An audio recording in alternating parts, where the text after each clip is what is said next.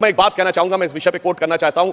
2003 के नोबेल पुरस्कार विजेता वीएस नायपॉल ने एक किताब लिखी थी भारत के बारे में, इंडिया ए वुंडेड सिविलाइजेशन। उन्होंने कहा भारत एक विचित्र देश है जहां पर कि अपनी संस्कृति को आघात करने वाले विषय को पढ़ाया जाता है और आघात करने का प्रयास किया जाता है, इसीलिए उन्होंने वुंडेड सिविलाइजेशन वर्ड कहा। मैं इसलिए कह रहा हूं कि जो इतिहास में प्रत्यक्ष प्रमाण थे उनको भी झुटलाने का प्रयास हुआ। श्री राम जन्मभूमि केस के सिर्फ 2 उदाहरण बताना चाहता हूं।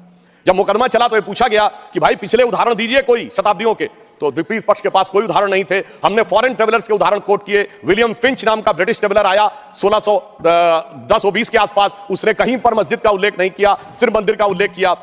फ्रेंच ट्रेवलर आया जोसेफ टिफेंथलर 1720 के आसपास, तो वो कहता वहां पर चबूतरा है जिसमें कि और एक पक्ष में वो मस्जिद की बात करता है और बताता है कि रामनवमी पे लाखों की भीड़ लगती है। परंतु उसके बावजूद एक मजेदार बात बताना चाहता हूं, जब से ब्रिटिश डॉक्यूमेंट आया तो जो पहली एफआईआर ऑफिशियली दर्ज हुई है नवंबर 1858 में, फैजाबाद के थानेदार को रिपोर्ट दी गई है कि 25 निहंग सिखों ने आकर कब्जा कर लिया है, यज्ञ हवन किया।